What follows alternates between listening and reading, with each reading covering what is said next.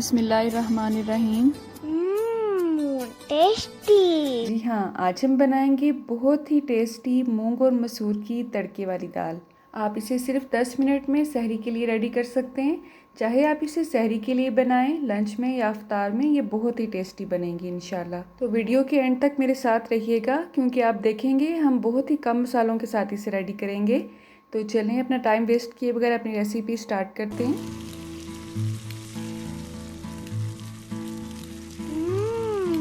Tasty. तो हमने क्योंकि इसे झटपट रेडी करना है, तो यहाँ पे मैं कुकर का इस्तेमाल कर रही हूँ। आप चाहें तो इसे पतीली या देगची में भी रेडी कर सकते हैं, ठीक है।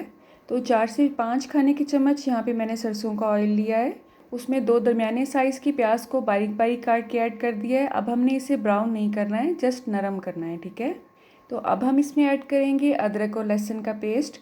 यहाँ पे मैं इस वक्त अदरक का पेस्ट ऐड कर रही हूँ, क्योंकि इस वक्त मेरे पास लहसुन नहीं है, तो उसकी जगह पे मैं लहसुन का पाउडर ऐड करूँगी। और अदरक को भी मैंने अभी फ्रेश पीस के इसमें ऐड किया है। अब इसे हम हल्का सा भूनेंगे यहाँ तक कि इसमें से अच्छी सी खुशबू आने लगे, ठीक है।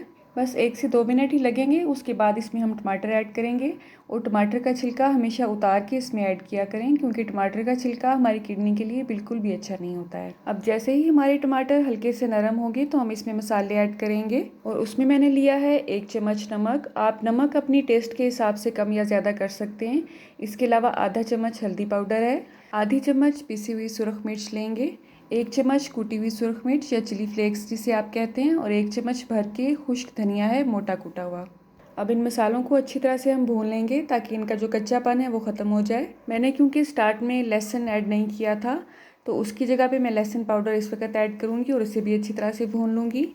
आधा पाव मूंग की दाल और आधा पाव ही मसूर की दाल को अच्छी तरह से धोने के बाद मैंने 10 से 15 मिनट पहले भिगो दिया था। अब जो इसका एक्स्ट्रा पानी है उसे हम रिमूव कर देंगे, और इन दालों को भी कुकर में ऐड कर देंगे। दालों को भिगोने से एक तो वो नरम हो जाती हैं और उनका जो कुकिंग का टाइम है वो कम होता है। नंबर 2, उसकी जो ग़िज़ाइयत है वो बढ़ जाती है। इसलिए आप कोई भी दाल पकाएं, उसे कम से कम 10 से 15 मिनट के लिए ज़रूर भिगोया करें। बस 1 से 2 मिनट के लिए दालों को हम मसाले में अच्छी तरह से भूनेंगे, और उसके बाद इसमें पानी ऐड करेंगे। पानी आपने अंदाजे से ही इसमें ऐड करना है। अच्छा, स्टार्ट में ही बहुत ज़्यादा पानी इसमें ऐड नहीं करेंगे, बस इतना ही पानी ऐड करेंगे जिसमें अच्छी तरह से ये डूब जाए। और पानी का लेवल दाल के लेवल से तकरीबन आधा से 1 इंच ज़्यादा होना चाहिए, ठीक है। अगर आपको बहुत ज़्यादा पतली दाल अच्छी लगती है, तो इसके गलने के बाद हम इसमें मज़ीद भी पानी ऐड कर सकते हैं, लेकिन प्रेशर लगाते हुए आप इसमें बहुत ज़्यादा पानी ऐड मत करें।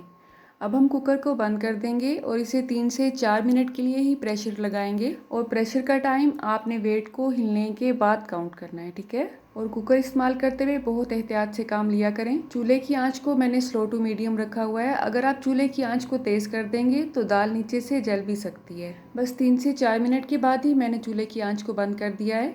अब वेट को उठाने से पहले आपने स्टीम को अच्छी तरह से खुद ही निकलने देना है, और जब कुकर का शोर शराबा मुकम्मल तौर पे ख़त्म हो जाए तब आपने वेट उठाना है, ठीक है।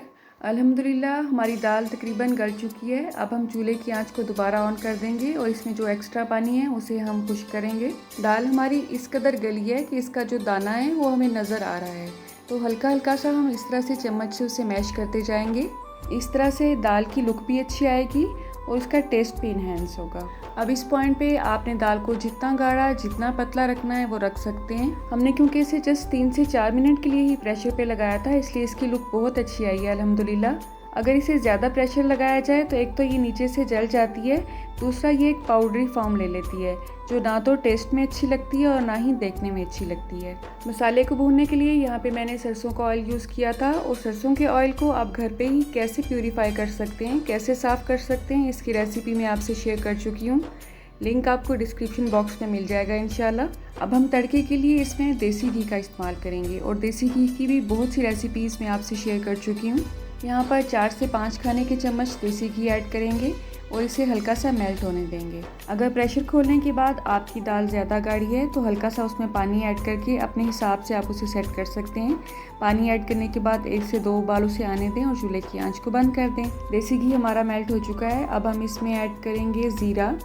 1 खाने का चम्मच सफ़ेद ज़ीरा ऐड किया मैंने इसमें। 8-9 पीसीस मैंने यहाँ पे दरंगी मिर्च के लिए हैं, जो कि छोटी छोटी होती है राउंड शेप में, और 4 से 5 पीसीस मैंने यहाँ पे दही मिर्च के लिए हैं। दही मिर्च थोड़ी सी खटास वाली होती है और इसे दही में खुश्क किया जाता है। इसकी रेसिपी इंशाल्लाह मैं आपसे शेयर करूँगी। बस इन तमाम अज्जा को हमने हल्का सा कड़काना है, इनको ब्राउन नहीं करना है, ठीक है। और तड़का लगाते हुए चूल्हे की आंच को बहुत ज़्यादा तेज़ नहीं करेंगे। अब ये रेडी हैं। चूल्हे की आंच को मैंने बंद कर दिया है, कुकर को मैंने चूल्हे से उतार लिया था। अब तड़के को हम अपनी दाल में ऐड करेंगे और अल्हम्दुलिल्लाह आप देख सकते हैं इसकी बहुत ही अच्छी लुक आई है। हल्का से इसे मिक्स करेंगे।